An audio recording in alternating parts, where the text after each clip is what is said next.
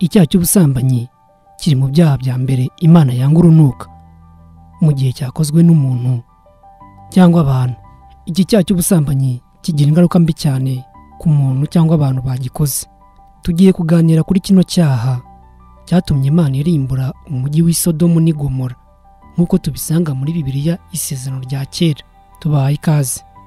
Reka dutangire dusoma muri Bibiliya Isezerano Rishya, urwandiko Pawulo yandikiye Abakorinto ba mbere ibice 6 umurongo wa 5 kugeza ku murongo wa 18. Muzibukire gusambana. Ibindi byaha byose umuntu akora bikorerwa inyuma y'umubiri, ariko usambana abakoze icyaha cyo mu mubiri we.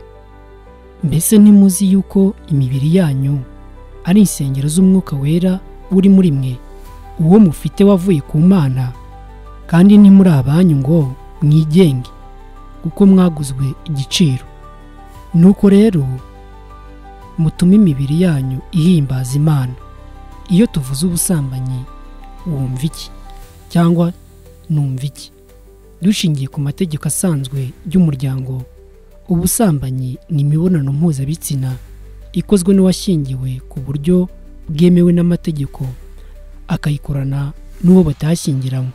Ariko ijambo ry'Imana ryo ntabwo rigarukiraho. Bisobanura ko igikorwa cy'imibonano mpuzabitsina gikorwa n'abantu batashyingiranywe bubaka bukubiyemo kandi uburaya, ubuhehesi, kwikinisha, gutingana kw'abantu bahuje ibitsina ndetse no kuryamana n'inyamaswa. Ibi byose rero akaba ari icyaha gitandukanya umuntu n'Imana.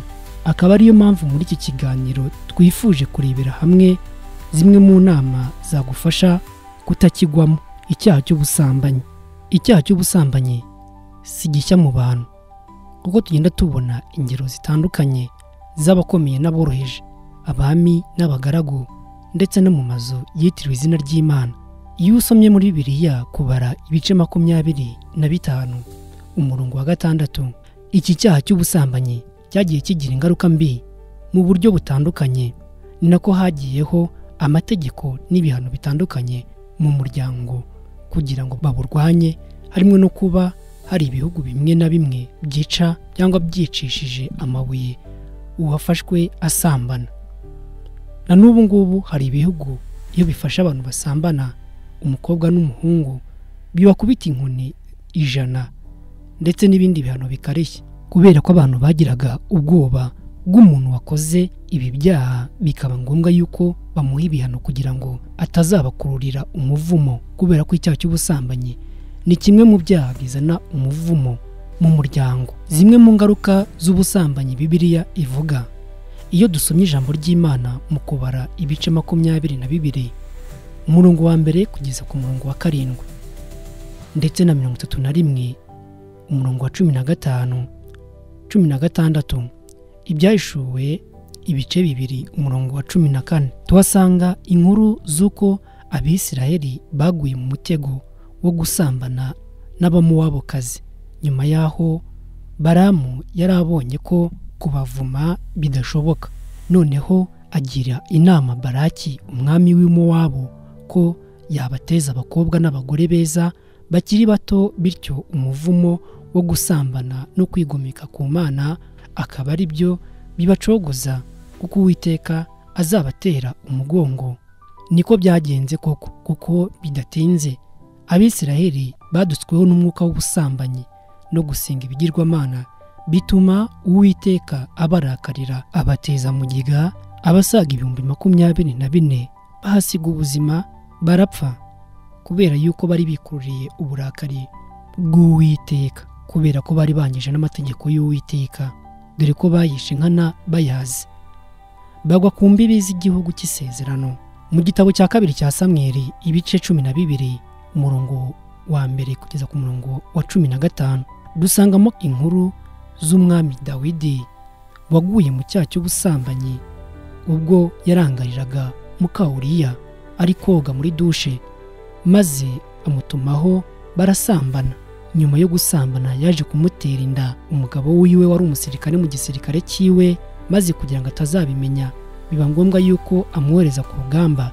Abwira umusirikare wari umukuriye yuko amwohereza mu basirikare b'imbere maze arahagwa.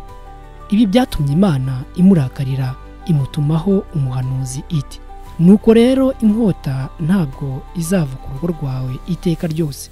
Uku niko Uwiteka yamubwiye kubera icyaha cy'ubusambanyi ndetse n'ubugome yari yakoze, kuko wansuzuguye ugacyura umugore wa Uriya w'umuheti ukamugira uwawe. Nuko Uwiteka avuze atya ati, umva, nzaguhagurukiriza ibyago bivuye mu rugo rwawe kubera icyaha cy'ubusambanyi yari yakoze.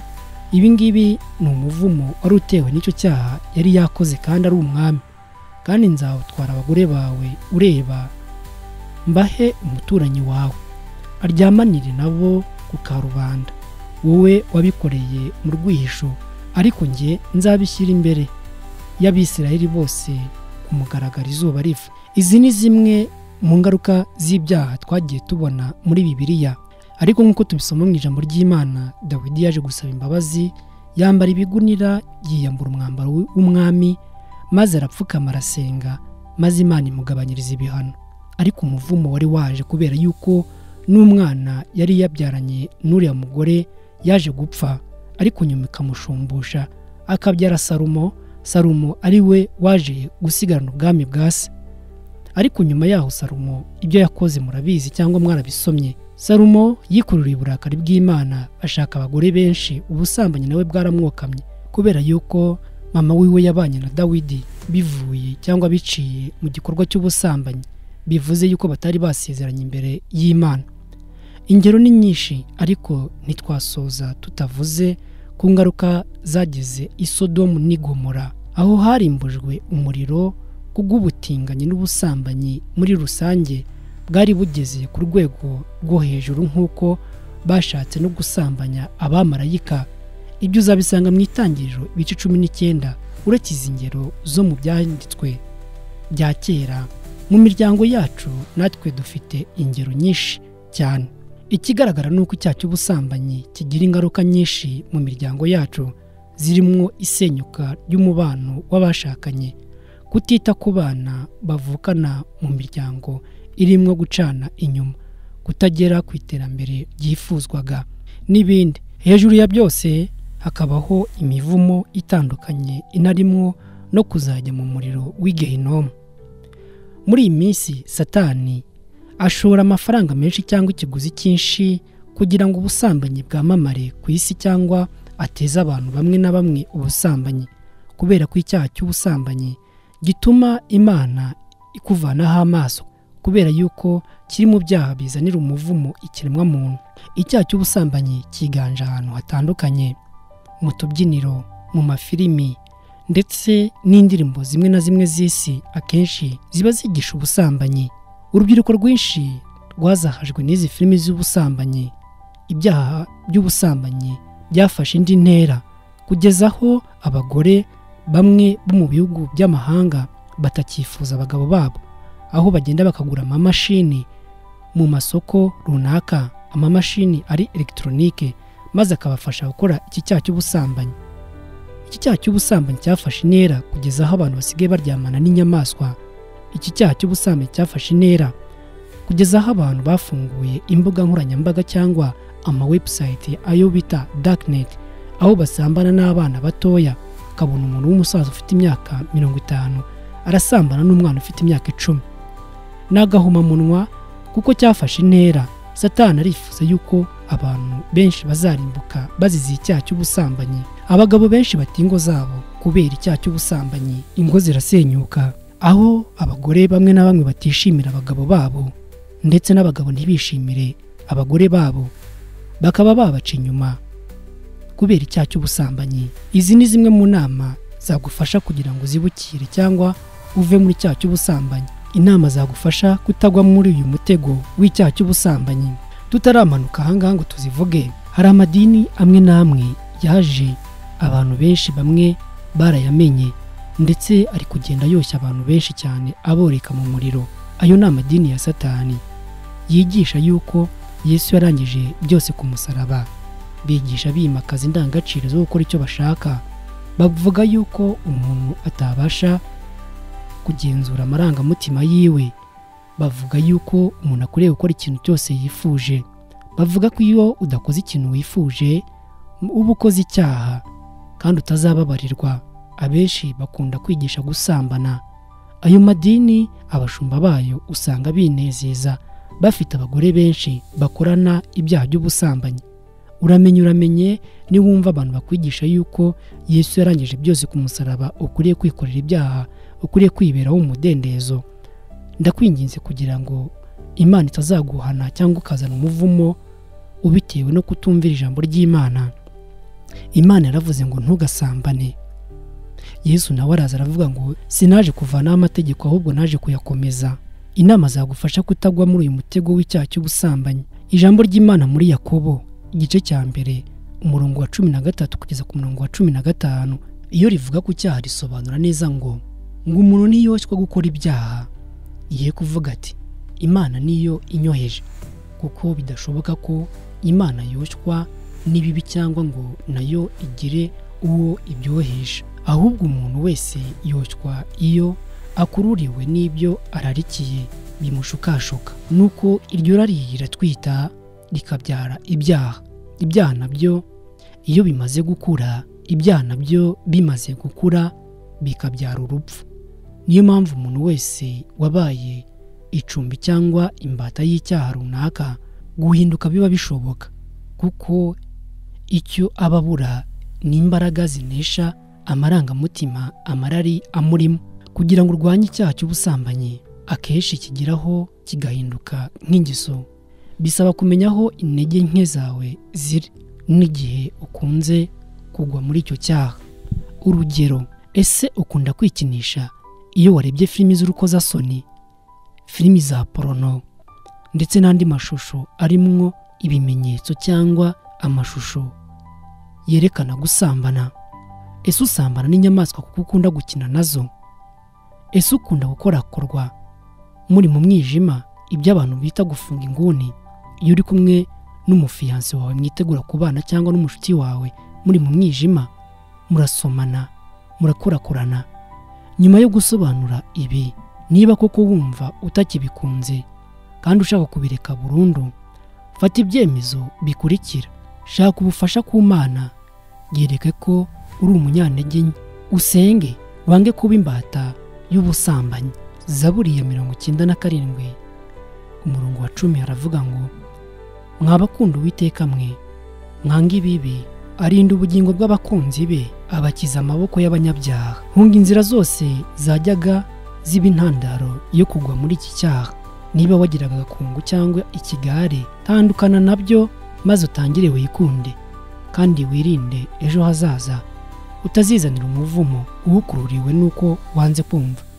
Irinde inshuti mbi, wibuke ko kwifatanya n'abatizera byonona ingeso nziza.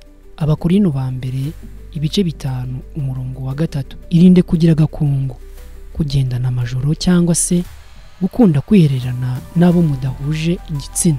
Kandi n'abo muhuje igitsina ubona bafite imyitwarire mibi, dore ko nabo badutsweho n'umwuka w'ubutinganyi, nabo bagendere kure. Urugero, kuba uri inkumi ugakundana kugirana agakungu n'abasore, cyangwa se kuba muri mwenyine. Abakobwa bakina football benshi bakunda kwitwara nk'igitsina gabo.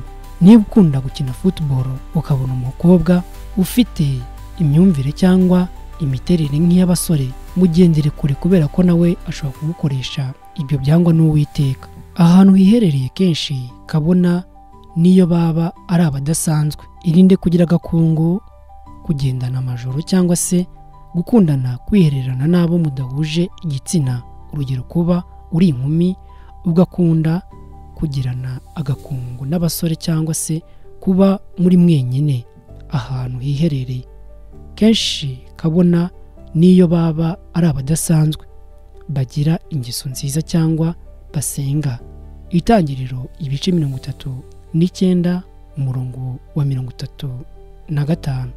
Niba waragize ibi bibazo byo guhwangwaho n'umwuka w'ubusambanyi warubatse, niba warubatse, ongera ibihe byo kugirana urugwiro n'uwo mwashakanye kandi wumve ko nta wamukurutira. Inama ya nyuma, fata umwanzuro wo gukizwa, wakire Yesu Kristo akubera umukiza wawe, aguha imbaraga kandi ujye ukunda gusenga, cyane cyane wiyirije ubusa. Amasengesho yo gusenga wiyirije ubusa ni amasengesho adasanzwe, ni amasengesho akubitirwamwo abadayimoni, kubera yuko uyu mubiri bashobora w'inyuma uba umeze nk'uwacitse intege, ariko umuntu w'imbere aba afite imbaraga nyinshi ndetse nta n'imitekerereze mibi aba afite, kubera yuko aba afite gutekereza Imana muri we. Imana ibongerere imbaraga. Twagira inama cyane cyane abana batoya, ab'inkumi bumva bashaka kuba nk'ibyamamare. Hari abagira abarori mode babo cyangwa abantu b'icyitegererezo ku buzima bwabo, bagafata nk'abantu b'abakinnyi ba filimi cyangwa abahanzi baririmba indirimbo z'isi, bakumva bamera nkabo. Nyamara abo ngabo baba barahawe misiyo yo koreka urubyiruko biciye mu bihangano. Satani arakora nubwo mutamurebesha amaso. Satani akorera mu bantu. Hari ibikorwa byinshi akoreramwo kugira ngo bihumishe amaso bamwe batamenya yuko ari sekibi, nyamara ari sekibi uba wiyambitse uruhu rw'umuntu, cyangwa bagafata imyuka mibi bakayishyira mu muntu maze agakora ibintu bigusha abantu mu mutego w'ubusambanyi. Icyaha cy'ubusambanyi ni kibi cyane. Yesu yaravuze ngo ntugasambane. Mose yarababwiye ngo ntimugasambane, ariko njyewe ndababwira yuko kureba umugore wundi ukamwifuza uba ukoze icyaha cy'ubusambanyi, kandi abantu basambana bazajya mu muriro. Akira imbaraga z'amasengesho, akira imbaraga z'umwuka w'Imana kugira ngo ubashe kuva muri ibyo bintu byakuboshye. Imbaraga z'ubusambanyi nta muntu zitageraho, nubwo waba wambaye imyenda imeze gute y'icyubahiro, waba uri pasiteri, waba uri bishopu, waba uri umupadiri, waba uri umumasera. Umuntu wese uwo ari we wese mu kigero icyo arimo atabwirinze yakigwamo. Intambwe ya nyuma cyangwa umwanzuro ni uko mbere y'uko ukora icyaha cy'ubusambanyi gikorwa n'abantu babiri cyangwa kikaba cyakorwa n'umuntu umwe. Hari umuntu ugikora kubera imitekerereze, akaba yumva yuko nta mukobwa babona ngo baryamane, akaba yahitamo kwikinisha kubera yuko yabonye yuko hari ababikora bigakunda. Akaba n'undi ubikora kubera yuko yabonye umukobwa babinoza maze bagasambana. Irinde kwegerana n'umukobwa niba uzi yuko ufite imbaraga nkeya. Irinde kuvuga amagambo uri kumwe n'umukobwa yerekereza ku rukozasoni, nko kumureba cyane ukamubwira ko umukunda, kumukorakora, kumusoma n'ibindi. Niba uri umukobwa, irinde gusura umusore mu nzu aribamo wenyine, kabone nubwo baba ari abasore bangahe bayibamo, bashobora kugufata ku ngufu ndetse ukaba wahigira imico mibi. Nubwo waba umukunda, ihangane. Hari ikintu Imana yateganyije ku bantu bifuza kubana, ni ubukwe. Mu gihe umuntu aba yakuze agakora ubukwe maze akazajya akora ibigendanye n'ibyo yifuza hagati y'umuhungu n'umukobwa, nta kibazo rwose. Imana yabihaye umugisha. Ndakwinginze wowe wabaswe n'icyaha cy'ubusambanyi, garuka, va mu mwijima aho kugira ngo uzarimbuke. Yesu yaravuze ngo ikiza nuko wavanamwo ijisho ryawe mu gihe rigutera gucumura ukarijugunya, biruta yuko umubiri wawe wose wazajugunywa muri Gehinomu. Ni imigani yabaga ari guca. Genda ushobora kuvuga ngo umuntu dusambana niwe umpa amafaranga yo kwishyura inzu, niwe umpa amafaranga yo kugura ibyo kurya, niwe unyambika n'ibindi. Ibyo ngibyo rero ashobora kubiguha kubera ko wanze kunyurwa n'ibyo ufite, kubera ko wanze kumera nk'abandi, maze bikazarangira urimbutse. Ndakugira inama yuko wava muri ibyo bikorwa bibi. Uyu munsi twaganiriye ku cyaha cy'ubusambanyi. Si cyo gusa abantu bakora, hari ibyaha byinshi n'ibindi byaha tuzabiganiraho. Imana ikomeze ibane namwe kandi Uwiteka akomeza bishimire. Twese aduha imbaraga zo kurwanya icyo cyaha cy'ubusambanyi. Burya umubiri muzima uri muri Kristo, icyo wibwira ni ibihimbano, kuramya Imana ndetse no kuyinezeza mu magambo tuvuga, mu mikorere yacu, maze Imana ikatwishimira. Ariko iyo waguye mu cyaha ntabwo Imana ikwishimira. Imana ibahe umugisha. Bye bye. Shalom shalom.